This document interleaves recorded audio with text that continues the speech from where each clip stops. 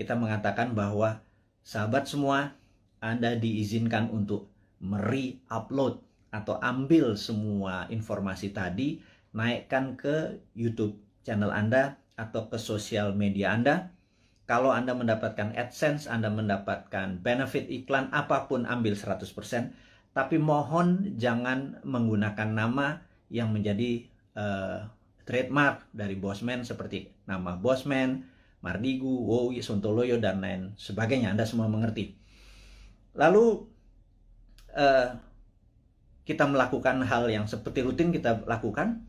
Kita memberikan pelajaran-pelajaran yang mungkin lebih spesifik.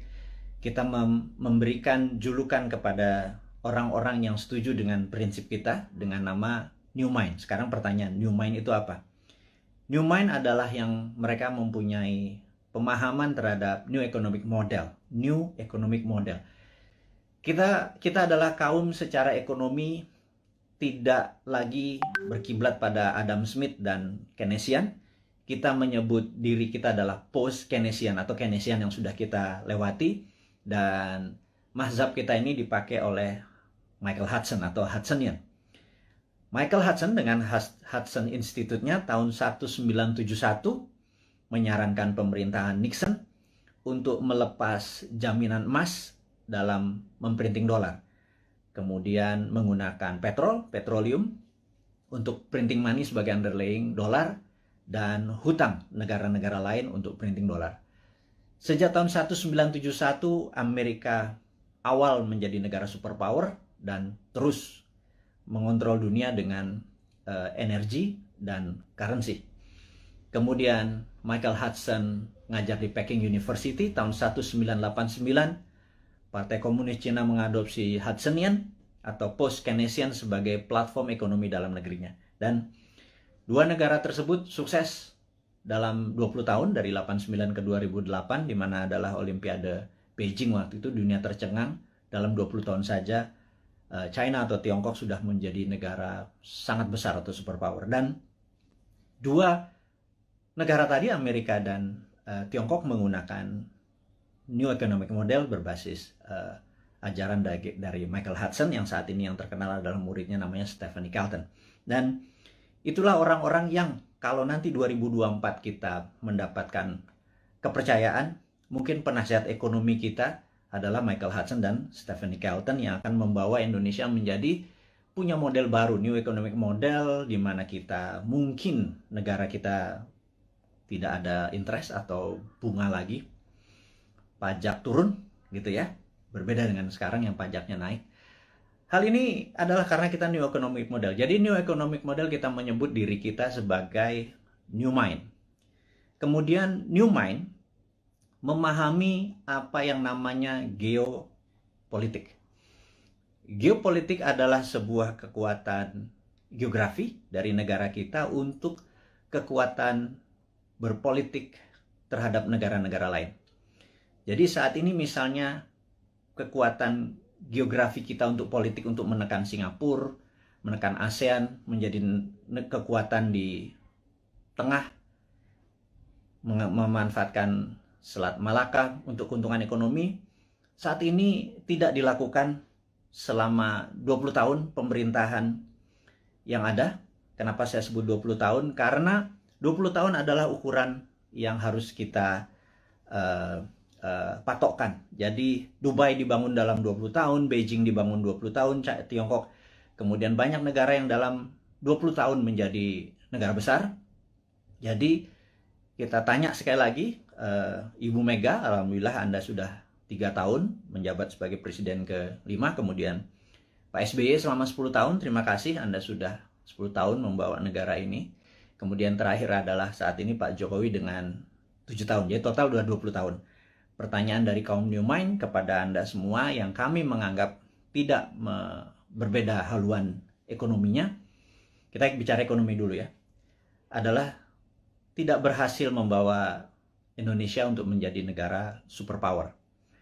Dan kemudian tahun 2024 ada 3 informasi yang kita bisa share. Nomor 1 adalah ada isu bahwa akan diperpanjang 3 masa jabatan. Jadi incumbent bisa men-challenge lagi dirinya, dan di sini saya ragu apakah nanti tahun 2024 Anda menang juga gitu ya. Tapi nggak apa-apa, itu adalah fair fight. Jadi kalau kita nih kaum New Mind mendadak nanti challenge-nya dengan incumbent, mungkin menarik karena kita menang atau kalah pun dari yang the best gitu ya. Kemudian ada isu kedua, yaitu tidak 3 kali masa jabatan tetapi ditambah 3 tahun. Seperti halnya waktu itu FDR, Franklin Delano Roosevelt, karena Perang Dunia Kedua terjadi di Amerika, dia harus memperpanjang jadi 4 kali. Jadi satu-satunya presiden yang 4 kali masa jabatan dikarenakan di-extend jabatannya. Jadi minta di-extend 3 tahun karena mungkin tahun 2020, 2021, 2022 masa pandemi ini tidak perform, jadi minta jabatan 3 tahun. Dan baik itu jabatan 3 tahun ditambah, walaupun nanti 5 tahun lagi, atau 3 kali masa jabatan, itu keduanya harus MPR putuskan dan DPR. Jadi saya yakin Anda bisa lakukan karena DPR saat ini sudah Anda kuasai, ditambah PAN bergabung, jadi udah 82% suara Anda. Pasti Anda bisa ubah ini semua semau-mau dan sependapat Anda. Nggak apa-apa, itu free fight, itu pasar bebas, itu adalah demokrasi, kita nggak perlu marah. Selama ini adalah kemufakatan dari beberapa pejabat di atas sana. Jadi selama kita bisa bertanding nanti di 2024, ya kita nggak apa-apa juga mau itu 3 kali masa jabatan. Tapi ya kalau diperpanjang 3 tahun itu berbeda gitu ya. Kita akan bertemu di 2027 gitu ya. Nah, dengan masuknya PAN, kayaknya konstelasi politik bergeser. Apakah PAN masuk kabinet seperti informasi yang kita ketahui? Apakah Pak Zul masuk atau Mas Trisno Bahir masuk? Mungkin Menko Kesra, saya nggak tahu. Saya cuman mengira-ngira aja. Kemudian Pak Hadi, Panglima kita yang mendekati masa pensiun, apakah dia masuk kabinet? Atau penggantinya di Panglima bisa Pak Andika dari darat. Kalau ini merasa darat lagi, mungkin Angkatan Laut yang masuk, dan Pak Andika bisa juga digeser ke BIN. Apapun itu, tujuannya saya tahu bagaimana, atau kita tahu bagaimana membuat negara Indonesia ini berdaulat. Saya tidak menentang, atau kami New Mind tidak menentang. Yang jadi pertanyaan adalah, apakah kalian bisa membuat negara Indonesia menjadi negara superpower di tahun 2045 atau 24 tahun dari sekarang? Jadi apapun itu, kita lihat langkahnya hanya menaikkan pajak, kemudian berhutang, dan membangun hal-hal yang menurut beberapa orang tidak produktif. Kalau jalan tol, infrastruktur, oke lah. Walaupun dalam sebuah buku yang saya lupa, currency, saya nanti inform,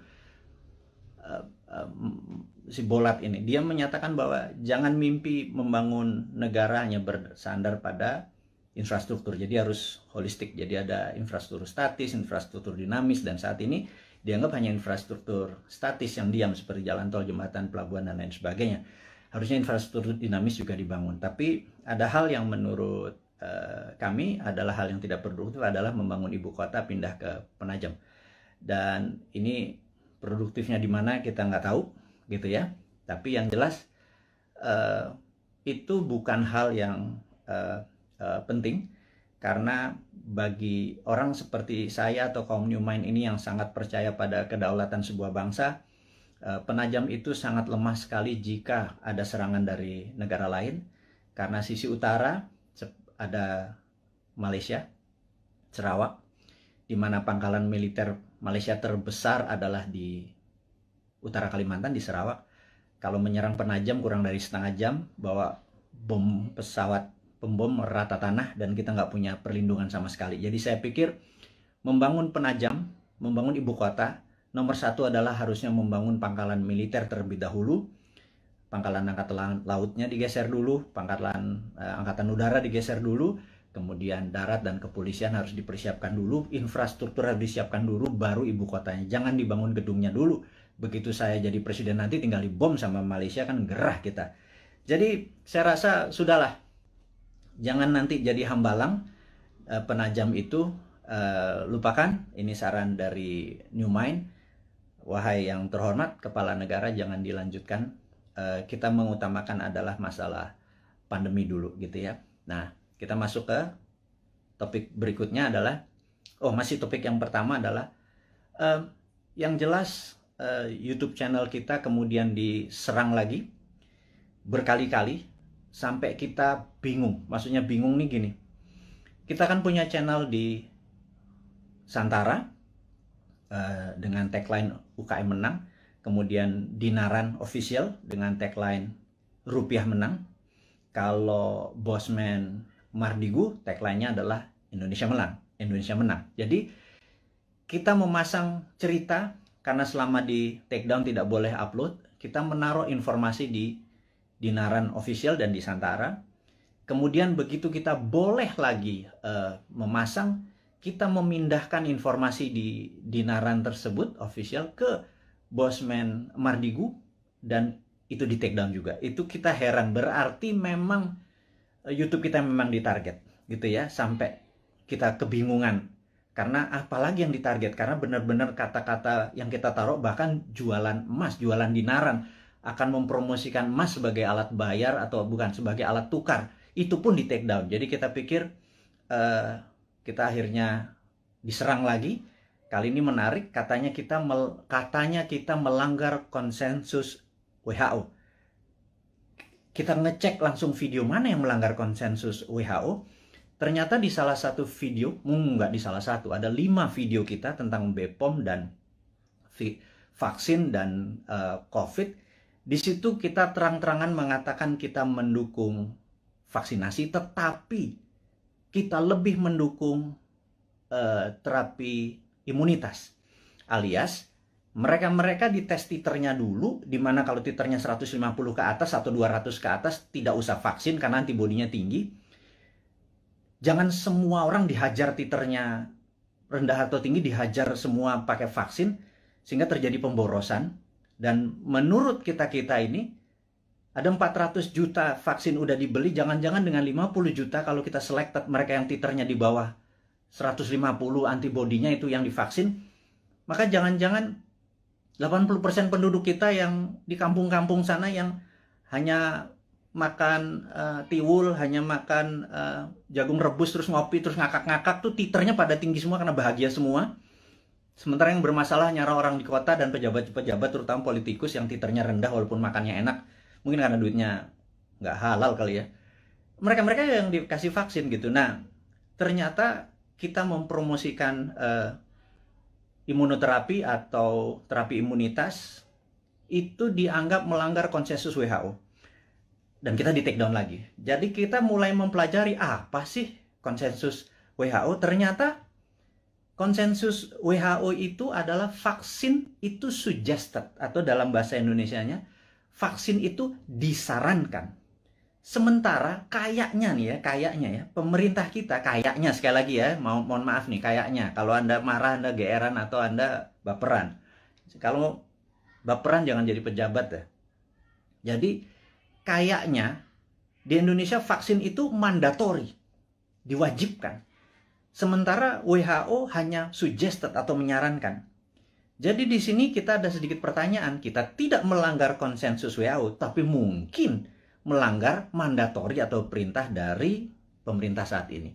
Sekali lagi, kita bukannya tidak mendukung, tapi kita punya preference. Karena sahabat saya, seorang profesor yang saat ini mengajar di Cornell University, beberapa minggu yang lalu, mungkin beberapa hari yang lalu, 3 minggu yang lalu, mengatakan, kalau vaksin adalah sebagai single bullet proof untuk menang melawan COVID, itu halu. Jadi dianggap delusion. Jadi menurut beliau, kalau kita menganggap atau kita berpikiran bahwa untuk menang melawan virus corona ini, vaksin adalah satu-satunya single bullet proof, itu delusion. Jadi itu kata-kata sebenarnya cukup sadis gitu ya. Karena sebenarnya ada banyak cara untuk selain vaksin. Taliban itu nggak pakai vaksin, nggak pakai masker tuh, nggak ada yang satupun yang kena. Taliban, COVID-nya takut sama Taliban, itu aja berpikir sangat sederhana. Nah, jadi sahabat semua, akhirnya kita singkatnya adalah di take down forever, permanen. Jadi mendengar hal itu terjadi, RIP, rest in peace, kita dalam waktu 4 jam langsung membuat Bosman Mardigu official. Dan entah bagaimana, tahu-tahu ada 5-6 akun mirip-mirip, ada Mardigu Wowi official, Mardigu Bosman Mardigu unofficial, apapun itu, saya minta dengan segala kerendahan hati dan dengan segala hormat Anda untuk mengganti dengan nama, jangan pakai trademarknya Bosman. Sekali lagi saya dengan hormat memohon Anda untuk mengganti, karena saat ini orang begitu membuka akun tersebut menjadi tidak terdistract gitu ya dengan penampilan Anda tersebut. Saya tahu niat Anda baik, tetapi saya sudah wanti-wanti, jangan pakai nama trademarknya Bosman, tapi videonya Anda upload, Anda re-upload, Anda share, Anda berhak atas itu semua. Tidak ada hak paten atau right yang saya tuntut, tidak ada.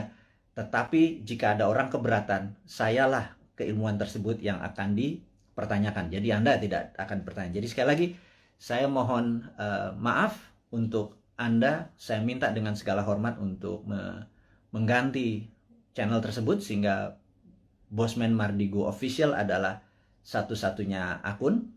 Dan ke depan kita akan punya gaya lain, punya genre lain, punya aliran lain, demi membuat Anda semua mengerti otot atau muscle knowledge atau otot bernegara yang lain yang akan kita ajarkan, yang akan membuat kita menjadi negara besar superpower di 2045. Dan di sini Anda akan selalu mendengarkan kata-kata berulang, yaitu new mind, 1. Nomor 2 adalah 024, di mana kita target 024 adalah new mind sudah mendapat mandat. Itu bukan berarti Bosman atau seorang Mardigu menjadi presiden, tapi kita berharap dalam 3 tahun ke depan, ya, kemarin kita udah punya 171 juta viewer. Kalau satu orang menonton 10 video Bosman, maka ada 17 juta sahabat Indonesia yang sudah menonton video Bosman. Kalau kita menarget 1 miliar viewer dengan teman-teman, ada sekitar 100 akun bersama-sama. Kalau 1 miliar viewer ditonton, maka kalau satu orang nonton 10, ada 100 juta warga Indonesia sudah terkena dengan new mind. Saya harapkan secara pribadi 70% menerima konsep tersebut. Kalau 70% menerima konsep tersebut, ada sekitar 70 jutaan orang. Itu sudah hampir 50% dari mata pilih di 2024. Dan inilah yang menentukan course atau Indonesia mau kemana nantinya. Maksudnya begini, sahabat semua, sahabat muda, saya mengkhususkan Anda yang berjiwa muda dan masih muda, yang saat ini umurnya 40 tahun paling tua atau 40 tahun ke bawah. 3 tahun lagi paling tua adalah 43, 45 mungkin ya. Dan Anda yang berusia 45 tahun ke bawah, di tahun 2024 Anda adalah merupakan 71% mata pilih. Sebenarnya Andalah yang menentukan negara Indonesia ini mau kemana. Masih bergantung pada IMF? Monggo. Masih berhutang? Monggo. Pilih aja siapa-siapa yang kira-kira mirip-mirip dengan genre-genre atau aliran 3 presiden terakhir. Pak Bu Mega, Pak SBY, dan Pak Jokowi gitu ya. Atau Pak Jokowi itu sendiri. Jadi, kalau Anda masih mau miring ke Tiongkok, pilihlah yang kita sebut para old mind. Jadi, kalau nanti di 2024 Anda masih memilih old mind, ya nggak apa-apa juga gitu ya. Ya sudah, saya secara pribadi tidak kalah, tidak menang. Tapi saya akan bilang ke anak cucu kita atau kita semua ya saat ini, yang hampir 7.000 sahabat yang saat ini bersama-sama menonton live IG-nya Bosman ini. Saya mohon dengan amat sangat, Anda fight untuk hak Anda, Anda fight untuk cucu turunan Anda, sehingga nanti Anda berkata bahwa anakku atau cucuku, dulu eyang, dulu mbah, dulu Pak Ade, dulu apapun itu, kita fight untuk membawa Indonesia dengan memberi pelajaran baru supaya Indonesia menjadi negara berdaulat superpower di 2045. Tapi kami kalah. Di 2024 ternyata yang dipilih adalah old mind juga.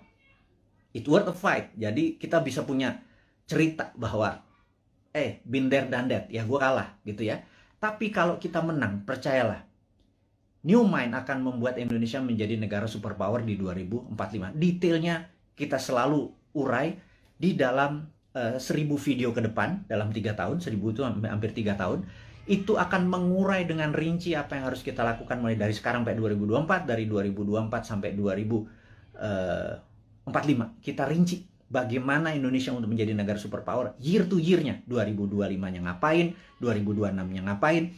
Saya tidak yakin bahwa satu orang pun yang saat ini mencalonkan atau ingin menari menjadi presiden atau menjadi wakil presiden di 2024 punya konsep untuk membuat Indonesia menjadi negara superpower. Saya ragukan itu. Karena yang mereka lakukan adalah populerisme.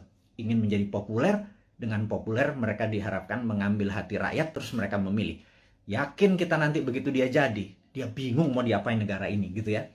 Beda dengan New Mind. New Mind tidak ingin menari untuk menjadi presiden, tetapi konsepnya yang akan kita bawa agar siapapun yang nanti menari di 2024 membawa konsep ini yang akan membawa Indonesia menjadi negara superpower di tahun 2045. Itu 24 tahun dari sekarang. Jadi kita harus bersiap-siap menuju ke tahun 2045, dan kalau kita mundur 2029 atau 2034 telat kita. Ya, sekali lagi.